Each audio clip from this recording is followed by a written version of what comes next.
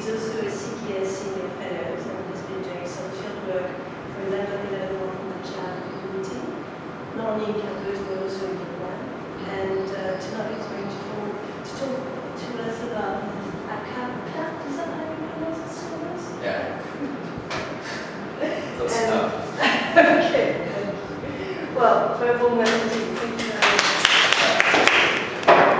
All right. Thanks everybody for showing up, and thanks Krishna for the introduction. As Krishna said, my talk this evening is going to be on the Cham, Akhar, Thrah scholars and remembering the boundaries from 1651 to 1969. And this talk is really a summary of the past 11 months of research that I've done in Cambodia and Vietnam. And so when I talk about remembering the boundaries, I'm not just talking about the boundaries between these two states, Cambodia and Vietnam, but I'm also talking about things like linguistic boundaries, religious boundaries, boundaries at village level, and how boundaries are conceived of by different groups of people. And one of those groups of people would be historians themselves. So being a historian, I always have to pick written dates for a study. So the dates that I've chosen are 1651 to 1969 because these are the dates that seem most important for the history of the groups of people that I'm dealing with. So that's not just the Chams, but also Vietnamese, foreigners, other groups of people who are interacting with the Cham community over this period of time. So before I start, I've gotten a lot of support over the years for this research. This is kind of small, I wish it was bigger. But not the support, the picture, right? Part of that has been from foreign language area studies fellowships for the study of Vietnamese, and I actually have an upcoming one for the study of Khmer this summer.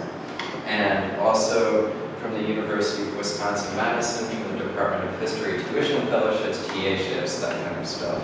From the Center for Southeast Asian Studies in the fall of 2012, where I actually spent the almost entire fall studying Cham script in Vietnam. And also from Languages and Cultures of Asia in Wisconsin with a TA-ship. And also from University of Social Sciences and Humanities, or Humanities and Social Sciences in Saigon, and the UNESCO Center for Research and Preservation of the Cham Culture, which was just founded in 2012 in Ho Chi Minh City, and a whole list of other individuals. During the course of the past year, I've been able to spend a lot of time basically between these 2 points, which is this is one of Vietnam's first wind power construction projects. This is Vietnam's first 2 proposed sites for online nuclear power plants, and a group of Cham villages here in Ninh province. That's pretty much my favorite spot to be in Southeast Asia. I went to Thailand and Vietnam last. That's my favorite spot to be. So it's where I've done the most field work to date. But I've also been in Cambodia and Vietnam and to Campo, and also to Battambang and to different places in Thailand as well for this project over the course of the past year. I've been able to publish in the Journal of Asian Highlands Perspectives and the Austrian Journal of Southeast Asian Studies. I've written reviews for online sites like dissertationreviews.org and New Asia Books, which is through the International Institute of Asian Studies out of Leiden. So if there are younger folks who want to talk about starting to publish internationally, we can talk about that later. And I also became a member of the Journal of Research on Cham Culture Editorial Board in 2012, I believe, 2013. And that's a Vietnamese language publication, and just had 2 conference papers that were published in Vietnamese over the course of the past year. So all of that's been thanks to CKS. This, for the methods and sources for this study, I have basically relied mostly on written materials, although I've visited a large number of sites. What I've done is look at a bunch of different libraries, University of Social Science, Library and Humanities in Ho Chi Minh City, Vietnam National Archives 2, National Archives of Cambodia, Vietnam Audiovisual Resource Center, CKS Library here, CKS Resources in Siem Reap, and then also traveled outside of archival sites to communities to collect and photograph manuscripts that were copied by hand. So I have my own justifications for each of those individual sites, but mostly my aim has been to take archival materials and library materials and put them in conversation with materials that people are copying by hand in small town villages in Cambodia and Vietnam. So based on that, I think there's a major watershed moment in the history of the Cham population of Vietnam, starting with 1651. My reasons for this are very, very simple. The big towers that the Cham have been famous for throughout scholarship of Southeast Asian history, such as this Po Rame Tower, stopped being constructed basically by the 17th century. This is the last tower that is constructed. 1651 is the end of Po Rame's reign. So this is the last Devaraja figure, the last Devaraja-like figure for the Cham. It's the last king who literally becomes a god, right? 1651 being the end of this is also used as a marker for a lot of other cultural tropes. The modern Cham script, which is called Akhar, we think can be found on, it would be the right side of the front door jamb, so it would be right here on the Po Rame Tower. So this is not an epigraphic Cham script. It's not a classical Cham script. Next time I'll go through with white highlights so you can see better Krishna.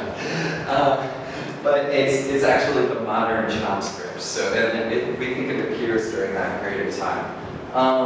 Also, Po Rame is qualified, supposed to have made peace between the Bani and the Cham portions of the Cham population. So the Bani are basically an old Islamic influenced group, and they were at war with the Hindu portions of the Cham population for about 100 years before Po Rame's reign.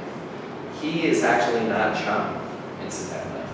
He's actually a Shrew Highlander who was supposed to have married into Cham royalty through his wife, this being Southeast Asia, right? If you're a king, you don't become king because it's your own bloodline, but you know, marry him. So he marries into Cham royalty, becomes king, makes peace between the Bani and the Cham portions of the populations. He's famous for traveling to parts of Cambodia, particularly what we think is Kampong Cham. It's referred to as Nagan Kun Siam in Cham manuscripts. And he also traveled to Malaysia to study what is referred to as Kabal Ruk, which is something like magical protection of the head. But most people think it is some form of Malay magic or old Islamic studies, this being Kelantan in the 17th century. A very popular image that is associated with potentially arising during Po Rame's time, I thought, was the Omkan, which is a symbol of both male and female and Hindu and Islamic elements of Cham society that is popular in both Cham society in Vietnam and amongst the Khmer San or the Cham Bani, which is a minority Cham population in Cambodia. However, I was walking through the Ho Chi Minh Museum of History, and I noticed that this 10th century Shiva head actually has an Omkan on it. So this Omkan figure actually can be dated to the 10th century, which is convenient because that's also about the time that we think that Islamic influence starts making a presence along the coast of what is Vietnam today. Nevertheless, 1651 is sort of the opening period because Borderlands is also supposed to have been responsible in creating this merger between Islamic Bani and Hindu elements of society, creating a Safawi calendar. So this is one that from a manuscript from Redraw that is supposed to be about 100 years old to 120 years old. And basically what you have elements of the Islamic calendar and then elements of a Safavid calendar.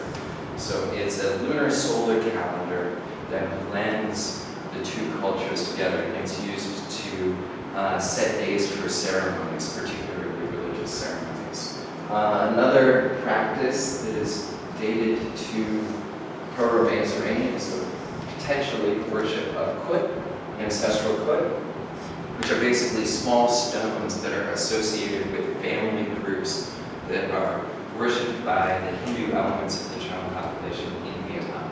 So all of these have to do with Borderlands reign, including this last interesting idea of a specifically Cham Triarchy.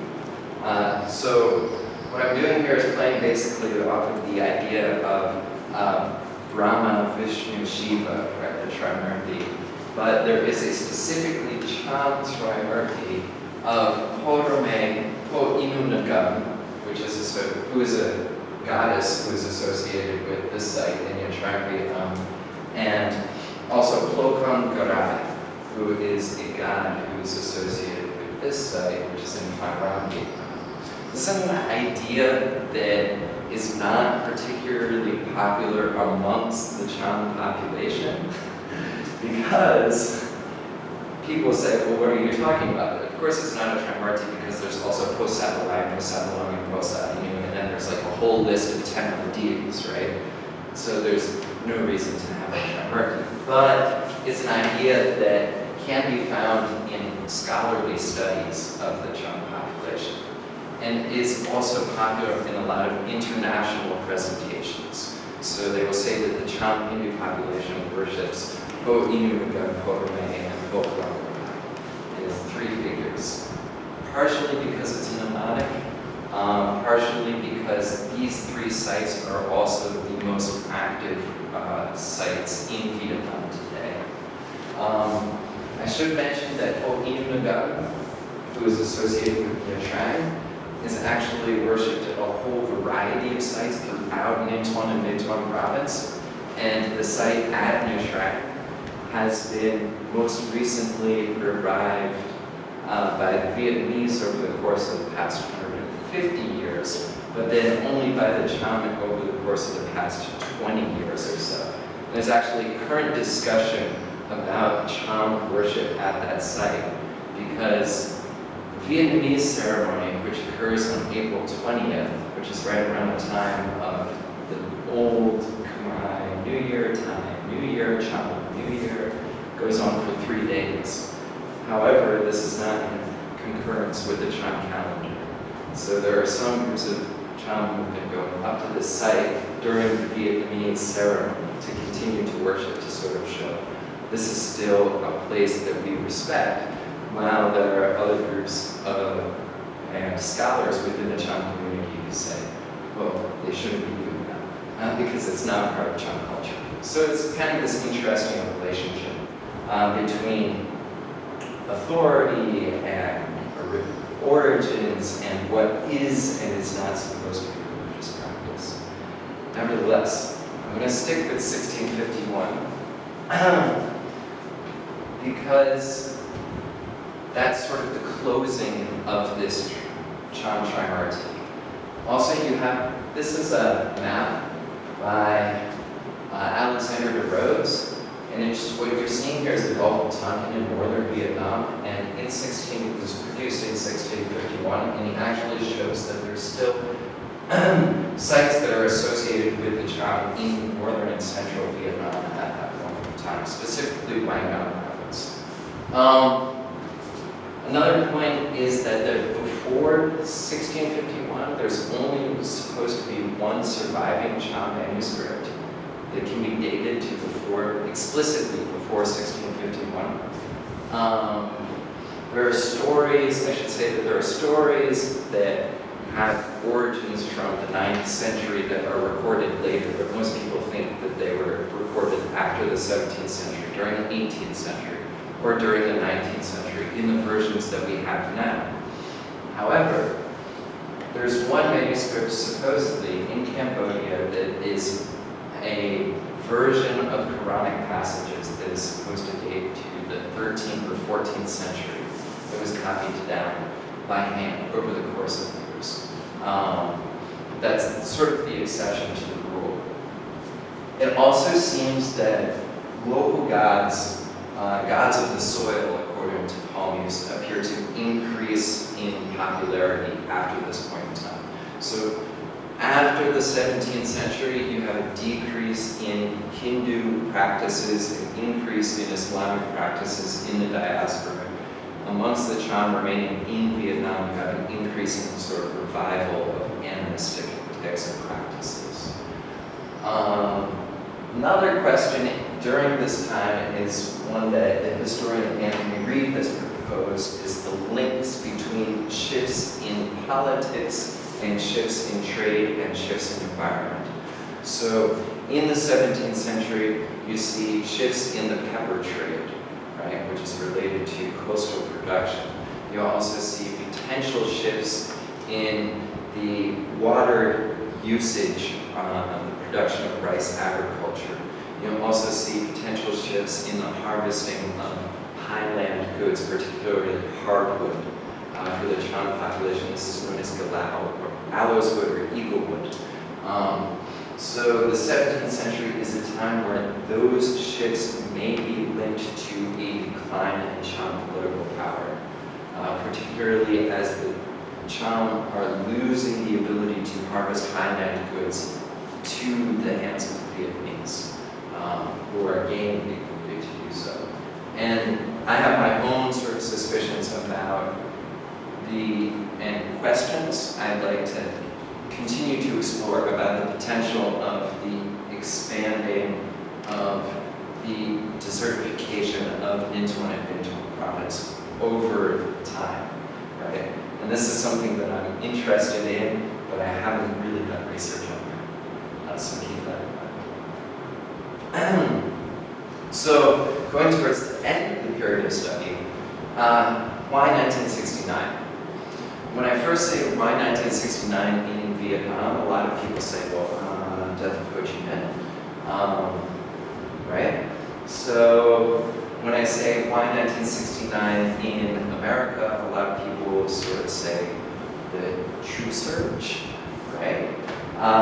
Then I say why 1969 in Cambodia, and a lot of people sort of go, right? But I have my reasons. In 1969, the Center for the Study of Cham Culture was founded by Gerard Musset. And it was a project that was led basically over 5 years from 1968 to 1973. And the pictures that you see here, this is a presentation hall that is associated with Garai Tower. And this is a museum of the Contemporary Center, which was built on the original site. So from the foundation of this center in 1969, even though this occurs during the time of the Republic of Vietnam under the Americans, I think we start to see a shift in strategies that are employed specifically by the Cham population in Vietnam, moving specifically more towards academic institutionalization. And this has actually been a strategy that has been used for the preservation and continuation of Cham research and culture in Vietnam. So some examples from 1978 through the 1990s include the Cham Textbook Compilation Board, which was a local organization in Ninh province. And there's also the Association of Cham Peoples in Ho Chi Minh. That's a rough translation from Ti Ho Yang Tap Cham, Vietnamese. which is a student and cultural organization that was founded in, I want to say, late 1990s, early 2000s onward. And then the UNESCO Center for Research and Preservation of the Cham culture. And then recently there was also the founding of the Cambodia Center for Cham Studies, which has been mostly in the hands of individuals like Amico Stock and Alberto Perez and Abu Paca.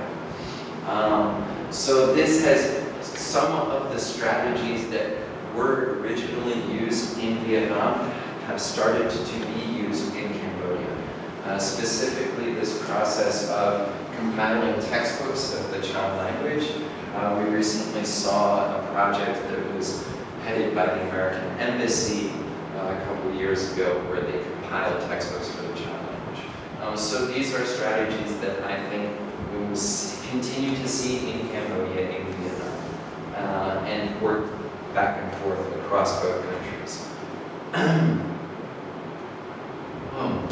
So, that being said, let's move on to a little bit of the actual history here. Historical Geography 1, Cham, right? This is a very, very nice map by Po Dharma, who was a Cham scholar who works in Malaysia, created in 1996. And it's basically supposed to be Champa at its height. So if you've been to the National Museum in Phnom Penh and you see that great big map of Angkor, where it's like Angkor at its height and it's huge, this is the equivalent of that map for Champa. And what Po Dharma was doing is he was basically taking one specific period of history, and he was saying this was the greatest expanse of Champa. And for my own studies, I could say it looks like a 14th century approximation. So during what we would say is the reign of Che Bom Yan in Vietnamese, who was recorded in Chinese texts as being the Raja and Raja of the Cham. So the one point where you could actually say that there is an empire of Champa. I prefer to describe Champa as a civilization composed of at least 5 different city-states, right? So you have a civilization that has Indrapura in the north, Amanavati, Vijaya, Gautama, Panduranga.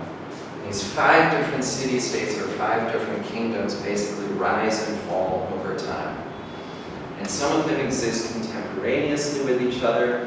They conquer each other, they have wars with each other, they have alliances with each other, and then they attack Angkor, and they attack Dai Viet, and sometimes they ally with Angkor, and sometimes actually there was an unprecedented event in the 12th century where Dai Viet, Angkor, Lan San, and the Chams all allied with each other against the Mongols. So this rather large and complex sort of swath of the Vietnamese coastline was mostly a Hindu-Buddhist civilization. This Hindu-Buddhist civilization is then remembered as being conquered by the Vietnamese over a long process that occurred from basically the 11th century to the 19th century. So the first conquest being in 1069, next 1306, 1471, 1653, 1687, 1832, and then finally 1835. Some historians of Southeast Asia, like Victor Lieberman, for example, prefer to see this as a single conquest of the Vietnamese, right? This is the expansion of the Vietnamese state. This is picked up on by some historians in Vietnam as well.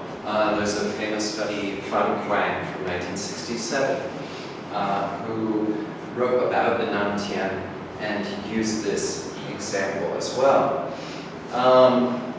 This has also been very, very popular, I found, in my field work, that these dates were memorized, right?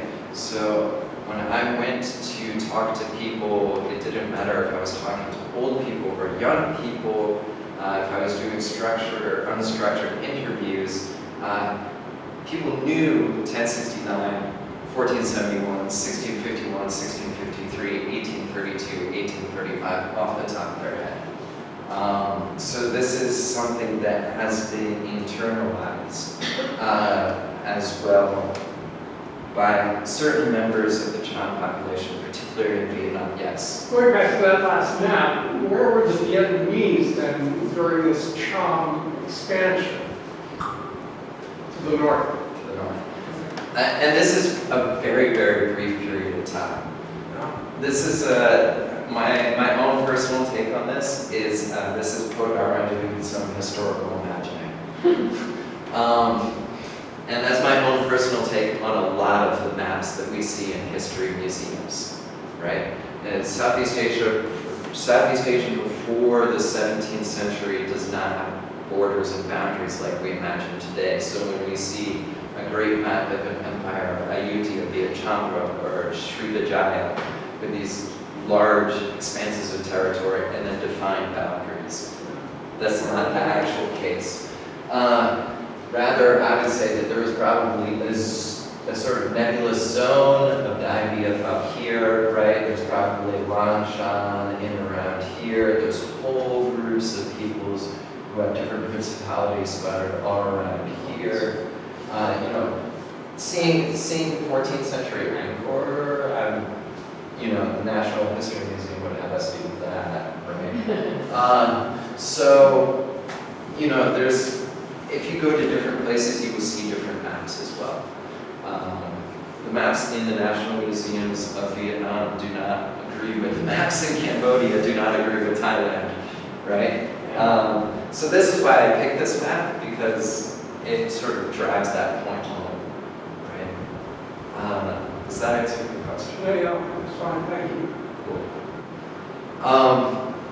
So, more contemporary map.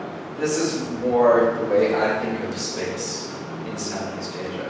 What you're seeing here is the border between Vietnam and Cambodia.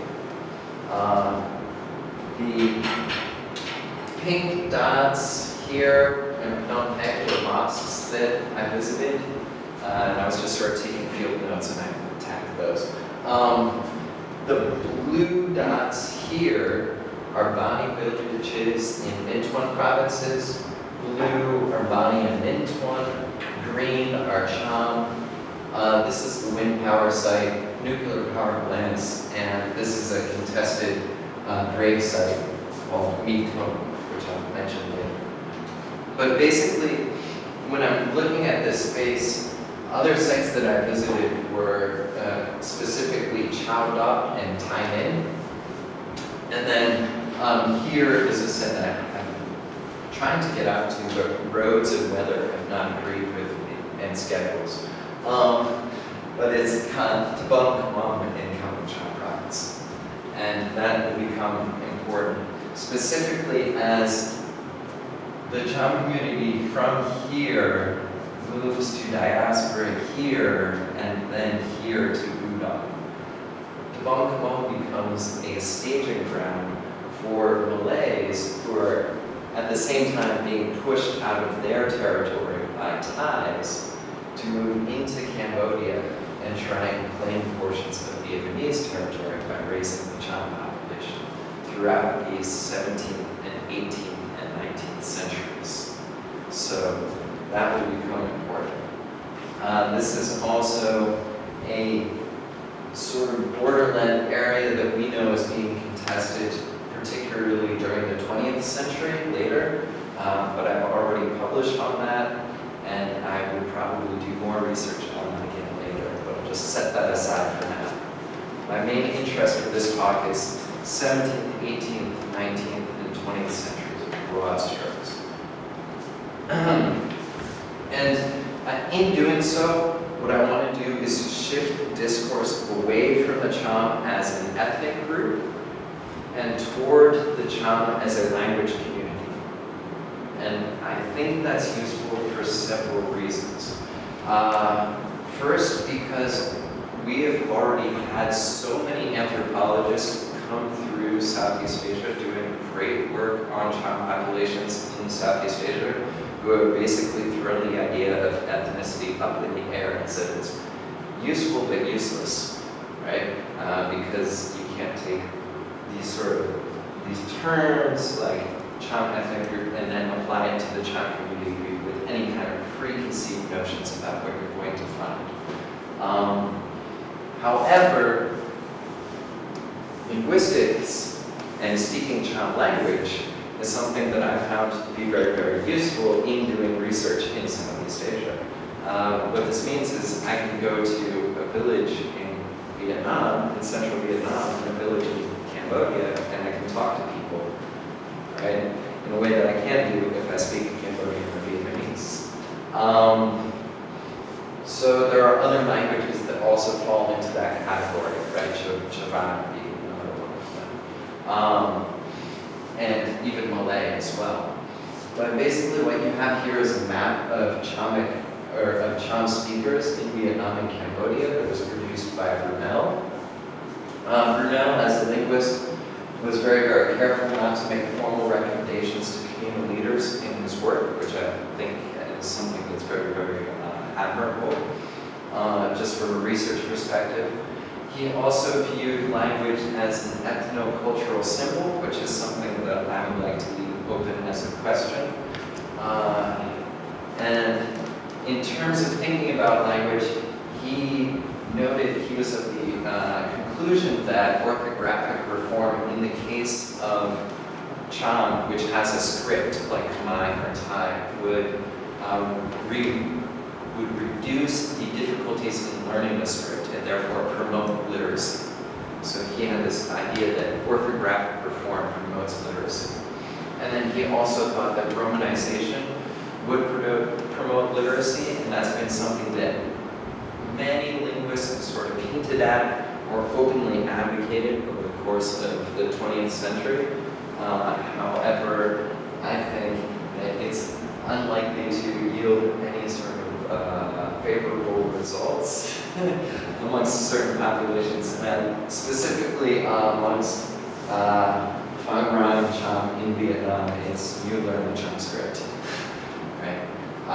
And there's certain Cham communities in Cambodia as well that provide the Cham script, and it's useful and interesting to learn the Cham script. However, I think it's very, very important to differentiate that, unlike Brunel suggested, Akhar Thrah is not a classical script. Somebody who reads Akhar Thrah is not going to be able to read classical inscriptions. Akhar Thrah is a modern script. It appears in the early modern period and becomes a modern script, right? So it's like modern Khmer, and actually somebody who reads modern Khmer will have a greater ease at reading older scripts in Southeast Asia and epigraphic materials in Phang Ram even, than somebody who reads Akhar Thrah. But I think it's very, very important that we emphasize that this is a modern script. And based on my studies of materials in that script in other places in Southeast Asia, like I said, I've sort of broken the history, the big history, down into a number of periods. So you've got 17th, 18th century, there's a 19th century crisis, then there's turn of the century, there's a high colonial sort of period that we're looking at, then early 20th century, 1920s, 1930s, 1940s. This is a sort of colonial reorganization period.